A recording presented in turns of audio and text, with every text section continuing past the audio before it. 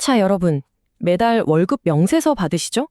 그런데 말이죠. 거기에 찍힌 숫자가 정말 여러분이 받는 돈의 전부일까요? 결론부터 말씀드리면 절대 아니라는 겁니다. 여러분의 급여 뒤에는 회사가 조용히 청구하는 보이지 않는 비용 명세서가 숨어 있습니다. 한번 솔직하게 생각해 보죠. 여러분의 진짜 시급은 얼마인가요? 보통은 연봉을 근무 시간으로 나누잖아요. 근데 제가 장담하는데요. 여러분이 생각하는 것보다 실제 시급은 아마 깜짝 놀랄 만큼 낮을 겁니다.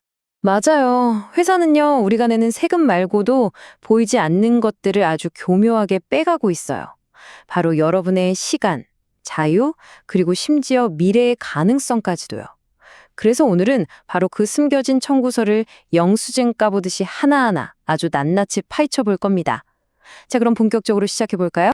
자, 그 청구서의 첫 번째 항목, 바로 시간 강탈입니다.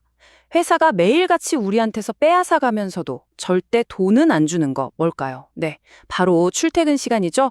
연봉 9천만 원을 받는 36살 준혁 씨의 이야기로 한번 시작해 보겠습니다. 네, 750시간. 이게 준혁 씨가 1년 동안 오로지 출퇴근에만, 그러니까 길바닥에 그냥 버리는 시간입니다.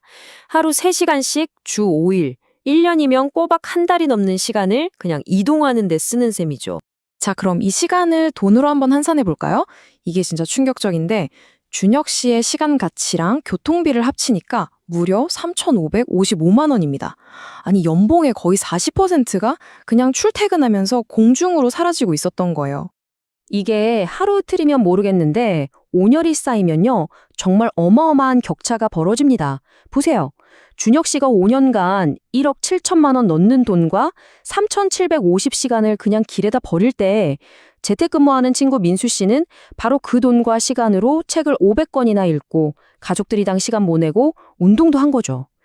이쯤 되면 출퇴근은 그냥 시간이 아니라 인생 자체를 좀 먹는 비용이라고 봐야 하지 않을까요? 자, 다음 항목으로 넘어가 보겠습니다. 이름하여 유령 업무입니다. 그러니까 계약서엔 없는데 너무나 당연하게 해야 하는 일들 있잖아요. 야근은 기본이고 주말 회식에 퇴근하고 나서도 계속 울리는 업무 카톡까지. 바로 이런 보이지 않는 노동을 말하는 겁니다. 이 그래프를 보시면 이게 얼마나 심각한지 바로 와닿으실 겁니다. 41살 관리자 수진 씨의 사례인데요. 계약서상 근무 시간은 주 40시간이에요. 그런데 공짜 야근이랑 회식 같은 걸 다 합치니까 실제 일하는 시간은 무려 61시간. 거의 1.5배를 더 일하고 있는 거죠. 돈도 못 받고요. 근데 이 유령 업무가요, 단순히 시간만 뺏는 게 아니에요. 더 무서운 게 있습니다. 바로 정신적 감금 상태로 만드는 건데요. 46살 부장인 동옥 씨 사례를 보면 퇴근을 해도 퇴근한 게 아닌 거죠. 24시간 언제 어디서든 연락을 받아야 한다는 압박감에 시달리는 겁니다. 이 말이 그 압박감을 아주 적나라하게 보여주죠. 주말에 잠깐 연락이 안 됐다고 임원이 동옥 씨한테 이렇게 쏘아 붙였답니다. 어떠세요? 이 한마디에 모든 게 담겨 있지 않나요? 몸은 집에 있어도 정신은 완전히 회사에 묵혀있는 상태. 이게 바로 현대 직장인의 비극이죠. 자, 이제 세 번째 청구서 항목입니다. 이건 어쩌면 앞에서 말한 것들보다 훨씬 더 교활하고 또 치명적인 비용일 수 있습니다. 바로 회사가 여러분의 미래를 훔쳐가는 방식, 경력의 덫에 대한 이야기입니다. 18년 경력이 가치가 0원이라고요? 정말 말도 안 되는 소리 같죠? 근데 이게 48살 관리자 서연 씨한테는 뼈아픈 현실이었습니다. 18년을 진짜 청춘 바쳐서 한 회사에 헌신했는데 하루아침에 구조조정으로 잘리고 이직 시장에 나와보니까 그 18년 경력을 아무도 알아주지 않는다는 걸 깨달은 거죠. 아니, 18년 경력인데 왜 가치가 없다는 걸까요? 이 표를 보시면 바로 이해가 되실 겁니다. 서연 씨가 가진 기술을 보세요. A사 내부 보고 시스템 전문가, A사 내부 정치의 달인. 이건 전부 그 A사라는 울타리 안에서만 통하는 기술들이에요. 반면에 일찌감치 독립해서 프리랜서로 일한 친구 재훈 씨는 어때요? 데이터 분석, 프로젝트 관리, 디지털 마케팅? 이건 어디를 가도 써먹을 수 있는 소위 범용 기술인 거죠. 그리고 정말 중요한 건 이게 그냥 서연 씨 한 사람만의 특별한 케이스가 아니라는 거예요. 한 연구 결과를 보니까요. 한 직장에서 15년 이상이란 사람들의 무려 73%가 이직 시장에서 필요한 범용 기술이 없다고 나왔습니다. 정말 충격적이죠? 자, 지금까지 시간, 정신, 그리고 미래까지 회사가 우리에게 청구하는 이 어마어마한 숨겨진 비용들을 살펴봤습니다. 그럼 듣기만 해도 답답한데 우린 그냥 이렇게 당하고만 있어야 할까요? 아닙니다. 지금부터는 이 빼앗긴 자산들을 되찾아올 아주 구체적이고 실행 가능한 탈출 계획을 말씀드리겠습니다. 바로 이 4단계 탈출 계획인데요. 한번 차근차근 보시죠. 첫 번째, 1단계는 딱 한 달만 내가 도둑 맞는 시간을 전부 기록해서 돈으로 환산해 보는 거예요. 내 손실을 눈으로 직접 확인하는 거죠.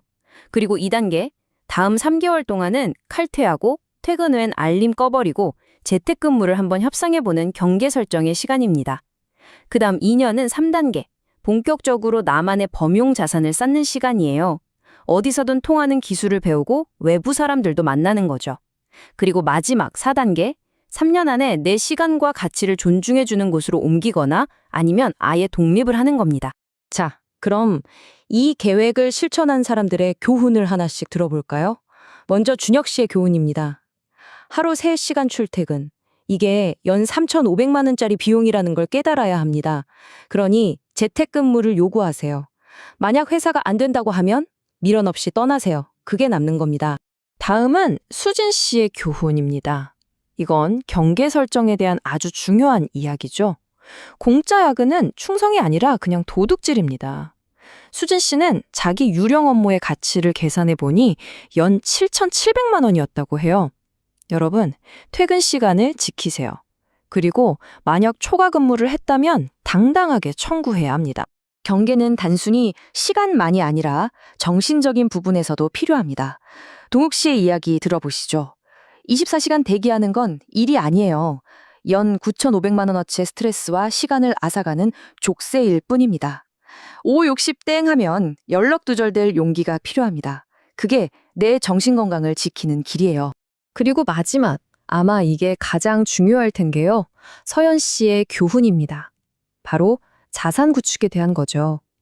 회사 안에서만 통하는 기술은 결국 덫이 됩니다. 내 18년 경력이 쓸모 없어지는 경험, 정말 끔찍하잖아요. 그러니까 여러분, 회사를 위한 경력이 아니라 온전히 나 자신에게 속한 경력을 쌓으셔야 합니다.